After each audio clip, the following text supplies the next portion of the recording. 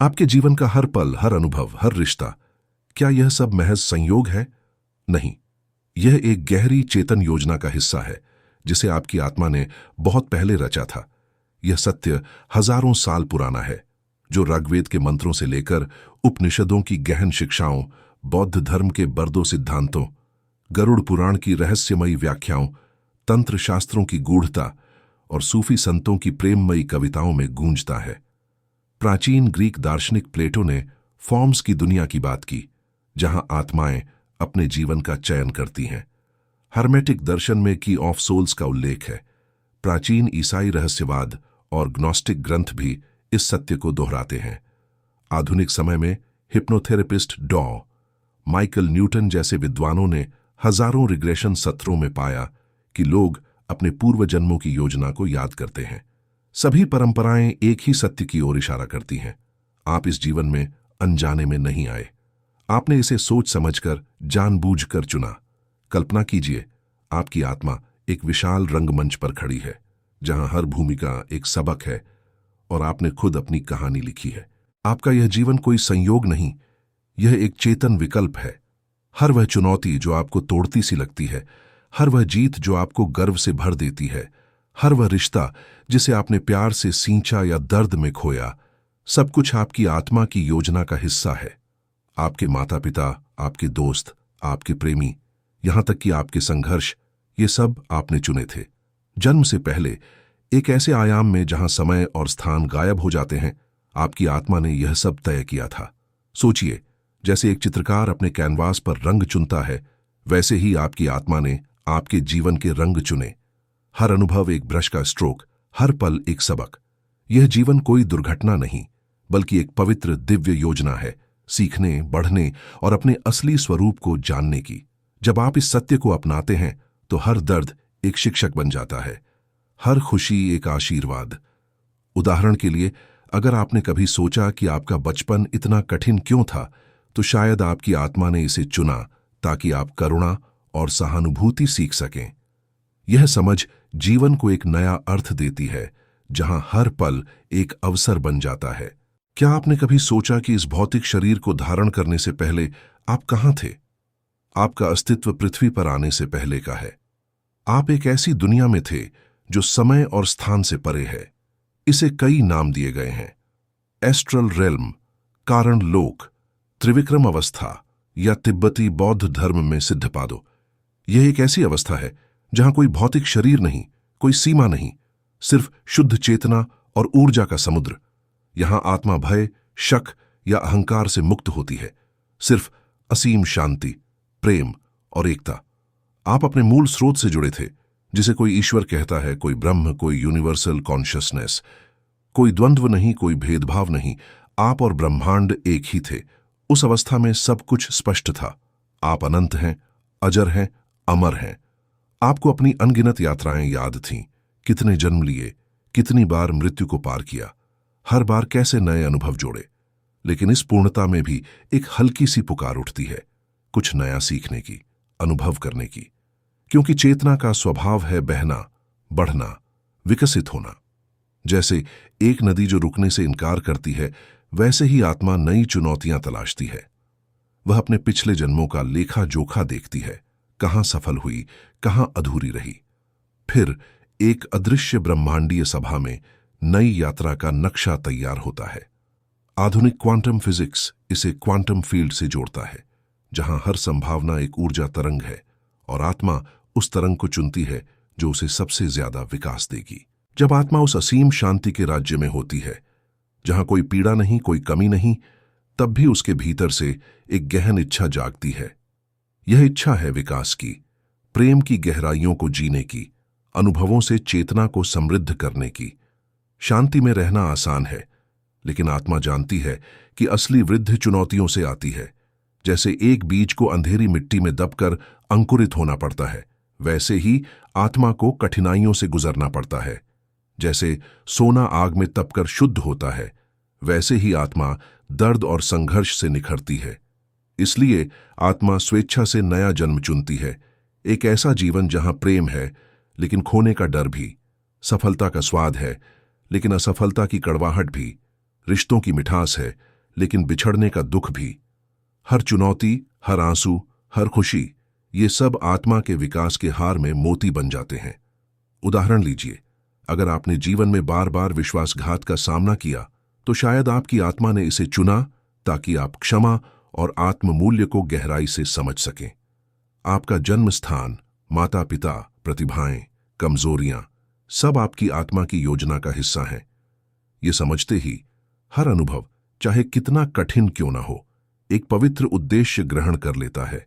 आप सिर्फ शरीर नहीं, एक अनंत यात्री हैं, और यह जीवन आपके प्रेम और विकास के लिए चुना गया है। कार्ल जंग की सिंक्रोनिसिटी अवधारणा भी यही कहती है, जीवन की घटनाएं संयोग नहीं, बल्कि एक गहरे तालमेल का परिणाम है। जब आत्मा धरती पर जन्म लेने का निर्णय करती है, तो क्या यह सब अचानक बिना सोचे होता है? नहीं, यह एक गहन सूक्ष्म योजना का हिस्सा है। जन्म से पहले आत्मा बीच के लोक या इंटरलाइफ स्टेट में प्रवेश करती है। यहां वह अपने पिछले जन्मों की समीक्षा करती है। कहां प्रेम किया, कहां भय में फंसी, कहां चेतना फैलाई, कहां अज्ञान में डूबी। यह समीक्षा कोई सजा नहीं, एक दर्पण है जो आत्मा को उसकी सच्चाई दिखाता है। हर कार्य, भावना, विचार उसके प्रभाव के साथ सामने आते हैं। आत्मा महसूस करती है कि कैसे उसके शब्दों ने किसी को चोट पहुंचाई या प्रेम ने किसी को बचाया। फिर वह तय करती है, अब क्या सीखना है, कौन से पाठ अधूरे हैं।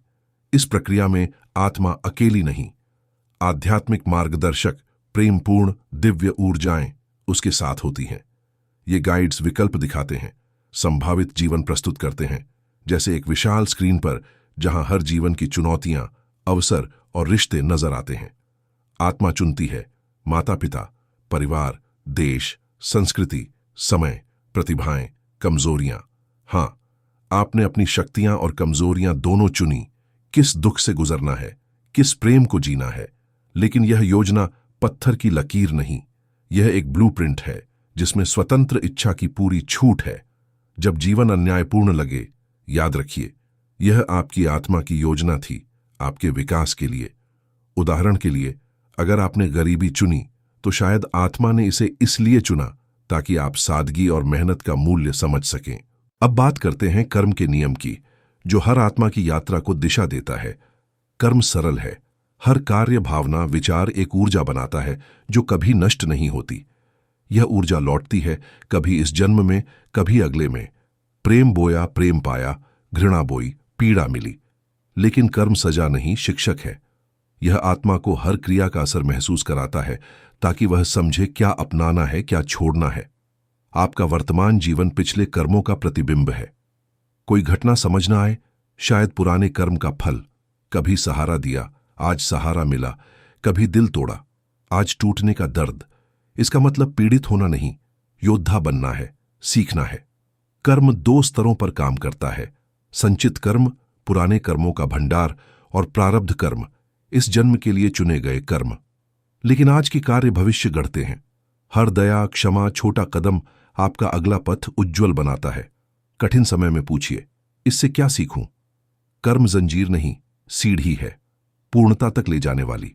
न्यूटन का तीसरा नियम, क्रिया प्रतिक्रिया, इसे भौतिक रूप में दर्शाता है। आप कर्मों के स्वामी हैं। क्या आपके जीवन की हर मुलाकात संयोग है?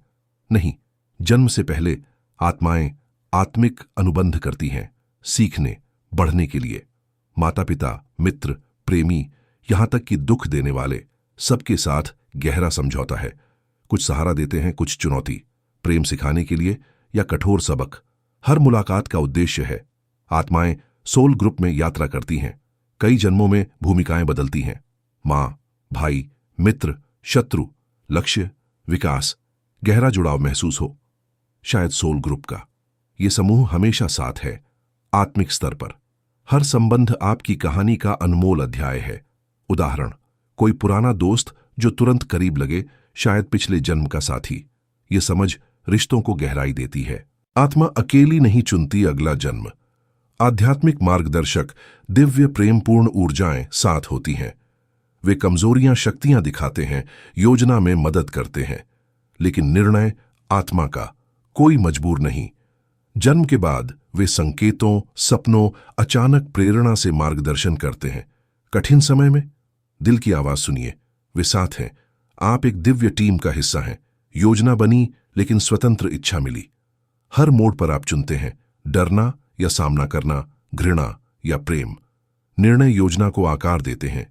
जल्दी सीखें, जीवन आसान, टालें चुनौतीपूर्ण। भविष्य आपके हाथ में, विचार कर्म से। प्रेम चुने, ऊंचाइयों पर पहुंचे। आप भाग्य के रचयिता हैं। सब कुछ तय किया, फिर याद क्यों नहीं? जन्म पर भूलने का पर्दा डाला जाता है। वरदान न सजा। यह नए अनुभव का अवसर देता है। संकेतों से याद आता है, इंट्यूशन, डेजावू। यात्रा है भूलना फिर याद करना, जागृति। यह संसार कोई साधारण जगह नहीं, एक विशाल पाठशाला। सुख दुख, प्रेम विरह, हर भावना एक सबक। समय, मृत्यु, रिश्तों की नाजुकता, चुनौतियां, अस्थिरता से सच्चा ज्ञान। जीवन परफेक्ट नहीं, गढ़ने के लिए। हर कठिनाई वरदान, मृत्यु अंत नहीं, नया अध्याय। इंटर लाइफ में लाइफ रिव्यू, हर कार्य का प्रभाव महसूस, सीखना, योजना। सोल ग्रुप से पुनर्मिलन, फिर नया जन्म, यात्रा जारी। आत्मा बार बार जन्म लेती है, सीखती है। अंतिम लक्ष्य मुक्ति, मोक्ष, निर्वाण। सबक पूरे, कर्म संतुलित, चक्र से मुक्त, पूर्ण एकता। प्रबुद्ध आत्माएं सेवा के लिए लौटती हैं। संदेश, तुम वही हो, जागो, अपने दिव्य स्वरूप को पहचानो। अगर यह यात्रा आपके दिल को छू गई तो कमेंट में जागृति लिखे। यह चैनल एक आंदोलन है, सच्चाई की खोज करने वालों का परिवार। सब्सक्राइब करें, शेयर करें। आप अनंत हैं और यह आपकी कहानी है।